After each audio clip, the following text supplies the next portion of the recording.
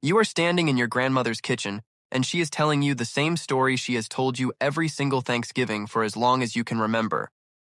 She is talking about the winter of 1987, when your grandfather worked double shifts at the factory just to keep the heating on. She is talking about how your mother wore the same pair of shoes for 2 years because there was simply no money for a new pair. She is talking about all of it with this quiet, tired kind of pride, the way people talk about hard times when the hard times are all they have ever known. And you are listening, but this time, something feels different inside you, because you are not the same person you were the last time she told this story. Something has changed. You have changed. And today, for the first time in your family's entire history, you are the person who is about to change everything. This video is about that moment. It is about what it actually feels like to be the very first person in your family to build real, lasting wealth, not just a good salary, not just a nice car, but the kind of money that means your mother never has to worry again.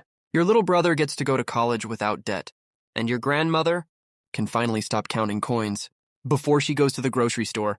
This is the story of how you did it, what you learned along the way, and the one truth about money that nobody in your family ever taught you, because nobody in your family ever knew it. So stay with me, because by the end of this video, the way you think about wealth is never going to be the same. Let's go back to the beginning.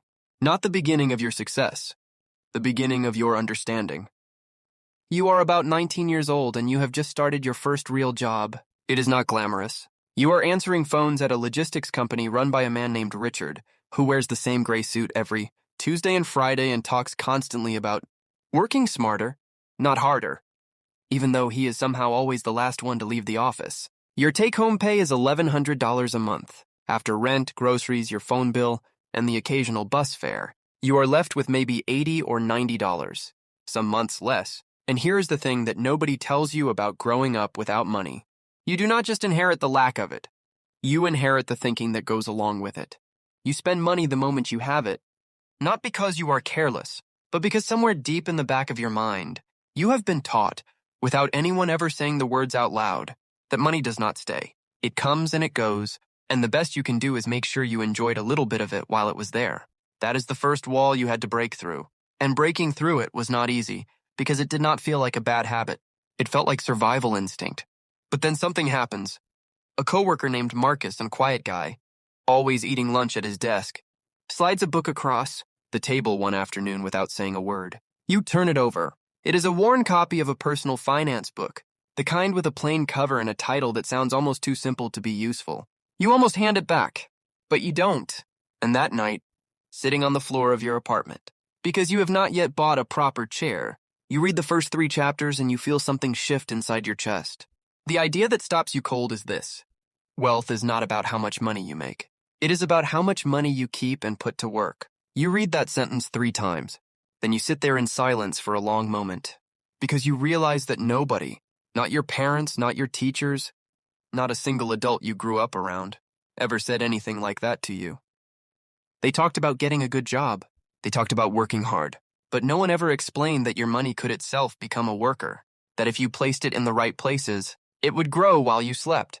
That night you make a decision, a small one at first, almost embarrassingly small. You decide that starting next month, you are going to put $50 away before you spend anything else. $50. Not because it will make you rich, but because you need to prove to yourself that you can, that the old pattern is not the only pattern, that you are capable of doing something your family has never done, that $50 is the first brick. Over the next 2 years, the bricks keep coming, slowly, then steadily. You move from $50 a month to $100, then to $200 as your income grows. You get a second job on weekends. You are helping a woman named Carol run her small bakery delivery route.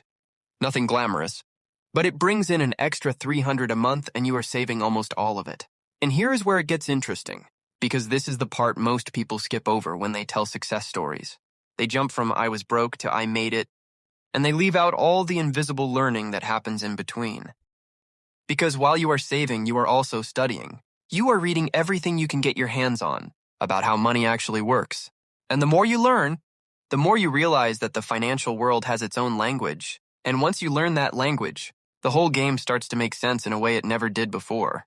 You learn about compound interest, the idea that when your money earns a return, and then that return earns a return on top of itself. Your wealth does not grow in a straight line, It grows in a curve that gets steeper and steeper over time. Albert Einstein reportedly called compound interest the eighth wonder of the world. And when you finally understand it not just as a phrase but as a living, breathing reality in your own bank account, you understand why. You learn about index funds, simple investment, vehicles that spread your money across hundreds of companies at once, so that you are not betting everything on one stock, but instead riding the long-term growth of the entire economy. You learn that over any 20-year period in modern history, the stock market has never delivered a negative return to someone who stayed patient and consistent. You learn that time in the market beats timing the market almost every single time. But perhaps the most important thing you learn during these 2 years is the concept of the gap. The gap between what you earn and what you spend. That gap is everything. It does not matter if you earn $30,000 a year or $300,000. If you spend every dollar that comes in, you will always be one bad month away from starting over. But if you protect that gap, if you treat it like it is sacred, then every single month you are building something that will eventually be bigger than any single paycheck ever could be. You are 22 years old and you have saved just over $4,000. To some people that sounds like almost nothing, but you know what it actually is? It is the first $4,000 your family has ever had that was not immediately earmarked for a bill, and then comes the moment that changes everything. Your mother calls you on a Tuesday evening, and her voice has that sound in it that you have learned to recognize over the years, the tight, careful sound she uses when something is wrong, but she does not want to worry you. She tells you slowly that the landlord has raised the rent on the house she has lived in for 11 years, and she does not know how she is going to make it work this month. You are quiet for a moment, and then you tell her not to worry. You send her $800 that night, right from that savings account you have been building brick by brick. And the next morning, when she calls you back, she is crying. Not sad crying, but the other kind. The kind that comes when someone has been carrying something heavy for a very long time and someone else just quietly took it out of their hands. That is the moment you realize what this was always really about. It was never just about you. Something changes in you after that phone call. It is hard to explain exactly, but the best way to put it is this. Before that moment, you were saving money because you wanted security for yourself. After that moment, you are building wealth because you understand that the people you love are depending on, whether you figure this out or not. That shift in purpose is more powerful than any financial strategy you will ever read about in a book. It turns discipline from something that feels like sacrifice into something that feels like love. And so you go harder, not recklessly, harder with intention. You are 23 now, and you have started a second stream of income that has nothing to do with either of your jobs. You noticed during your time helping Carol with the bakery deliveries that small local businesses in your area had almost no online presence. Their websites, if they had one at all, looked like they were built in 2003 and had not been touched since. So you taught yourself the basics of web design using free tutorials online, and you approached 3 small business owners in your neighborhood with a simple offer. You would build them a clean, modern website for $300. 2 of them said yes immediately. One of them referred you to his brother-in-law, who referred you to someone else. And within 4 months, you are earning an extra $600 to $800 a month doing something you learned entirely on your own time. This is the lesson hiding inside that story, and it is one of the most important financial lessons you will ever absorb. Your income is not fixed. Most people treat their salary like it is a law of nature, like it is simply the number the universe has assigned to them, and there is nothing to be done about it. But income is not a ceiling, it is a floor. It is the starting point, not the ending point. And every additional skill you build, every additional problem you can solve for someone else, is another door that was not there before. By the time you are 25, you have 3 things working together that are beginning to feel almost like a machine. You have your main salary, which has grown because you have been performing well and asking for raises with confidence rather than apology. You have your side income from the web work, which has grown into a small but steady freelance operation. And you have your investments, sitting quietly in a low-cost index fund, growing month after month without you needing to touch them or watch them or worry about them. You have just over $31,000 invested. It does not feel like a huge number yet. But here is what most people do not realize about $31,000 in an index fund left alone for 30 years with consistent contributions. That single pool of money has the potential to become something that would make your younger self cry. You are starting to see the architecture of wealth from the inside, and it looks nothing like what you imagined when you were younger. You always assumed rich people had some secret, some special access some lucky break that ordinary people never got. But sitting here at 25, you realize the architecture is almost shockingly straightforward. Spend less than you earn. Save the gap. Invest consistently in simple, diversified assets. Build additional income streams over time. Be patient in a way that most people simply are not willing to be. That is it. That is the whole blueprint. The reason it looks like a secret is because nobody teaches it to people who grow up the way you did, in households where surviving the month was the only financial planning that ever happened. Then comes the real test, because every story of building wealth has one. And yours arrives when you are 26 years old, on a rainy Thursday afternoon, in the form of a phone call from your Uncle David. David is your mother's older brother, and he is the kind of man who has always had big ideas and a very poor relationship with follow-through. He calls to tell you about an opportunity. A friend of his is starting a restaurant. A sure thing, he says. Incredible location, amazing concept, and they need investors. He needs $20,000 and he wants it from you. He tells you that you will double your money in 18 months. He tells you that this is your chance to really help the family. He tells you that sometimes you have to take a risk if you want a real reward. You feel the pull of it immediately. Not because the investment sounds smart, even as he is talking. Something in your gut is already cautious, but because he is family, and saying no to family when you come from where you come from feels almost like a betrayal. Your entire childhood was built on the idea that you take care of your own. You help when you can. You do not turn your back on the people who share your blood. But you have also been learning something over the past few years that is quietly one of the hardest financial lessons there is. And it is this. Love and money are two completely separate things, and mixing them without clear boundaries destroys both. You can love someone completely and still say no to a bad financial decision. In fact, sometimes saying no is the most loving thing you can do, because if you pour your savings into a venture that fails, you lose not just the money but your ability to help anyone at all. You tell David that you cannot invest the $20,000. You tell him that you believe in him, but that you have a rule about keeping your invested money locked away and untouched, and that this rule is not personal. It is a boundary you hold with everyone. He is upset. He does not understand. For a few weeks, things are a little cold between you. The restaurant opens 8 months later. It closes 14 months after that. You do not say anything about it.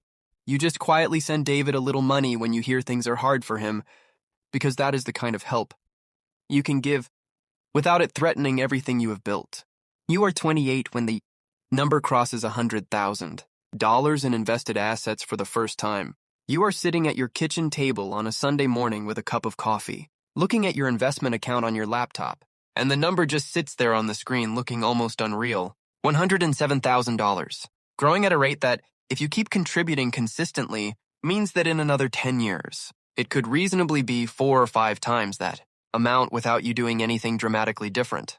You think about your grandfather working double shifts in the factory. You think about those shoes your mother wore for 2 years. You think about the way your grandmother's voice sounds when she talks about those years and that quiet, tired pride. And you realize that what you are looking at on that screen is not just a number. It is a wall you have built between your family and all of those hard winters. Every dollar in that account is a brick in a wall that says, this stops here. This generation is where the pattern ends. That is when you start thinking bigger. Not just about building your own wealth, but about what it actually means to retire your family. Not retire them in the sense of writing one big check, though that day comes too, in its own way, but retire them in the sense of removing the weight. Paying off your mother's rent so that phone call never happens again. Setting up a small fund for your younger cousin's education, so they do not start their adult lives buried in debt, the way so many people you grew up with did. Having the kind of steady, growing assets behind you that mean if anyone in your family faces a real emergency, you are the person they can call, and you will actually be able to help. This is what first-generation wealth actually looks like from the inside. It is not a yacht. It is not a mansion. It is your mother sleeping through the night without worrying about the rent. It is your little sister applying to universities she would have been too afraid to even look at before. It is sitting at Thanksgiving, listening to your grandmother tell the story about the winter of 1987, and knowing, quietly, without needing to say it out loud, that no one sitting at that table will ever have a story like that to tell their own grandchildren. Because you changed it, you specifically. The first one. The one who decided to learn what nobody taught you, to save when everything around you said spend, to invest when it felt too slow, to say no when it was hard, and to keep going when the results were invisible for so long that most people would have stopped. You are not just a millionaire. You are the end of one story and the beginning of another. You are the moment your family's history bends. And the most extraordinary thing about it is that you did not do it with luck, or a secret, or a connection that nobody else had. You did it with understanding how money actually works, and then choosing every single day to act like someone who already knew. That choice is available to anyone watching this right now. The question is simply whether you are willing to make it. And if you are still here, I think you already know the answer.